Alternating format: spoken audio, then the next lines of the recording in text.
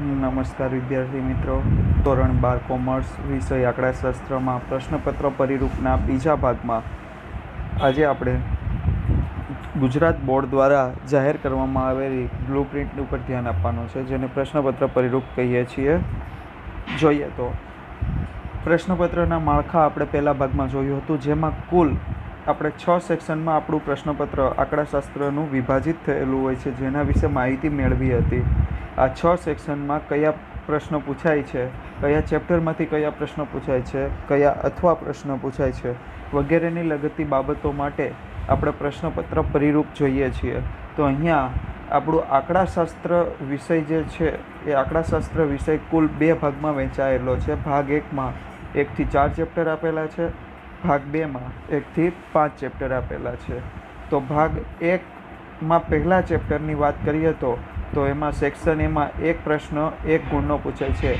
એ પહેલાં તમને વાત કરી દઉં તો અહીંયા જે તમને કાઉન્સમાં જે નંબર આપેલા છે, કાઉન્સમાં જે અંક આપેલા છે એ અંક તમને ગુણભાર દર્શાવે છે.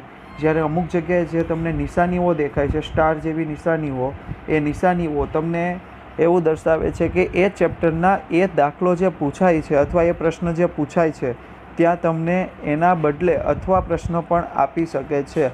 આપણા આંકડાશાસ્ત્રના પરિરૂપમાં આંતરિક અથવા પ્રશ્ન મળવાપાત્ર છે, એટલે કે એકના બદલે બીજો પ્રશ્ન મળવાપાત્ર છે. આખા વિભાગમાં કોઈ એવું હોતું નથી કે 3માંથી 2 પ્રશ્ન લખવાય એવો અથવા પ્રશ્ન મળવાપાત્ર નથી. હવે વાત કરીએ સેક્શન એથી આપણે સ્ટાર્ટ કરશું. ચેપ્ટર 1માં સેક્શન એમાં એક MCQ પૂછાય છે, સેક્શન બીમાં એક SQ પૂછાય છે, સેક્શન સીમાં એક પ્રશ્ન 2 ગુણનો પૂછાય છે, સેક્શન ડીમાં એક પ્રશ્ન 3 ગુણનો પૂછાય છે. સેક્શન ઈમાં ચેપ્ટર 1માંથી કોઈ પણ પ્રશ્ન પૂછાતો નથી. સેક્શન એફમાં એક પ્રશ્ન 5 ગુણનો પૂછાય છે.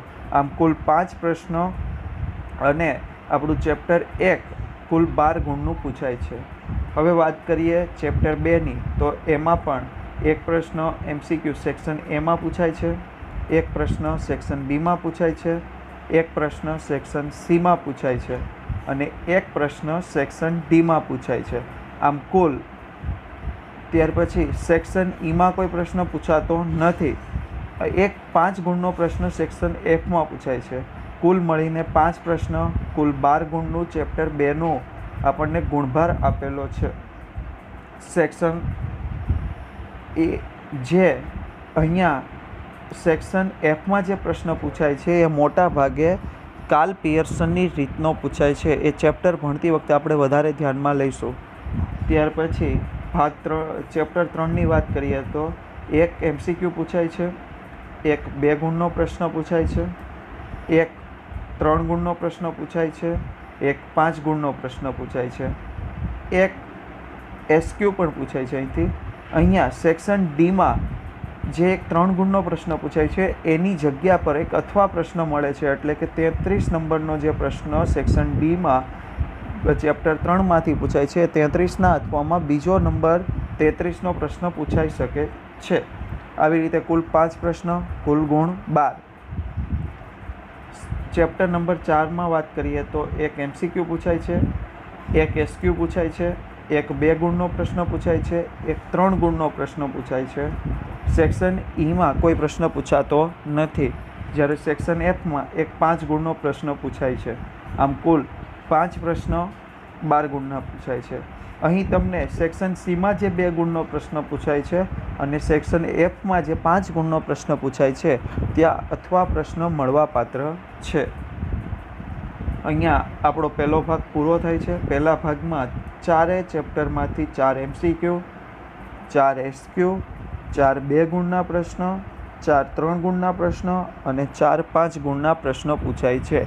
ભાગ 1માંથી તમને સેક્શન ઈ એટલે કે 4 ગુણનો કોઈ પ્રશ્ન પૂછાતો નથી. આમ ભાગ 1ની જો આપણે વાત કરીએ તો કુલ 20 પ્રશ્નો પૂછાય છે. ભાગ 1નું કુલ ગુણભાર 48 ગુણ રહેલો છે. હવે વાત કરીએ આપણે ભાગ 2ની, તો ભાગ 2માં કુલ ચેપ્ટર આપણને આપેલા છે 5, જેમાં પહેલો જે ચેપ્ટર આપેલું છે એમાં પહેલા સેક્શનમાં એક MCQ, બીજા સેક્શનમાં એક XQ, ત્રીજો સેક્શન જે આપેલો છે સેક્શન સી, એમાં કોઈ પ્રશ્ન ચેપ્ટર 1માંથી પૂછાતો નથી, જ્યારે 2 પ્રશ્ન 3 ગુણના સેક્શન ડીમાં પૂછાય છે અને 1 પ્રશ્ન 4 ગુણનો સેક્શન ઈમાં પૂછાય છે. અહીં પણ તમને અથવા પ્રશ્ન મળશે સેક્શન ઈમાં, જ્યારે અહીંયા 5 ગુણનો સેક્શન એફનો કોઈ પ્રશ્ન પૂછાતો નથી. આમ ચેપ્ટર 1માં કુલ 5 પ્રશ્ન, કુલ ગુણભાર 12. ત્યાર પછી બીજા ચેપ્ટરની વાત કરીએ તો અહીંયા એક MCQ પૂછાય છે સેક્શન એમાં, એક SQ પૂછાય છે સેક્શન બીમાં, એક 2 ગુણનો પ્રશ્ન, 2 પ્રશ્ન 3 ગુણના પૂછાય છે. પરંતુ અહીંયા કોઈ પણ એક પ્રશ્નના અથવામાં બીજો પ્રશ્ન મળવાપાત્ર છે. બંને પ્રશ્નના અથવામાં એક પ્રશ્ન એવી રીતે પૂછાતું નથી, કોઈ એકના અથવામાં એક મળવાપાત્ર છે. અહીં 4 ગુણ કે 5 ગુણનો કોઈ પ્રશ્ન પૂછાતો નથી. આમ કુલ 5 પ્રશ્ન પૂછાય છે અને કુલ ગુણભાર 10 રહેલો છે. ત્યાર પછી જો વાત કરીએ ત્રીજા ચેપ્ટરની તો અહીંયા 2 MCQ પૂછાય છે, એટલે સેક્શન એમાં 2 પ્રશ્ન પૂછાય છે. 2 SQ પૂછાય છે, એટલે સેક્શન બીમાં પણ 2 પ્રશ્ન છે. એક 2 ગુણનો પ્રશ્ન સેક્શન સીમાં પૂછાય છે, 3 ગુણમાં કોઈ પ્રશ્ન પૂછાતો નથી.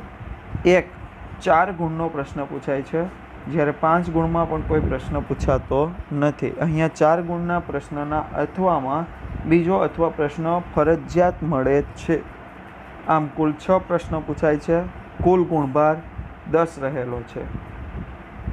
ચોથા ચેપ્ટરની વાત કરીએ તો એક MCQ પૂછાય છે, એક SQ પૂછાય છે, જ્યારે અહીં સેક્શન સીમાં 2 પ્રશ્ન પૂછાય છે, જેમાંથી કોઈ પણ એક પ્રશ્નના અથવામાં બીજો પ્રશ્ન મળવાપાત્ર છે.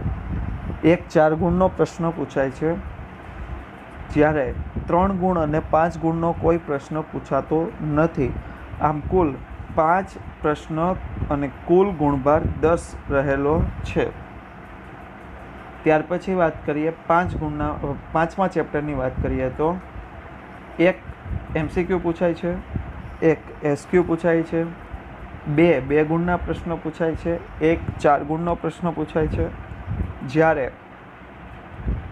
એક 3 ગુણનો કે 5 ગુણનો કોઈ પ્રશ્ન મળવાપાત્ર નથી અથવા કોઈ પૂછાતો નથી.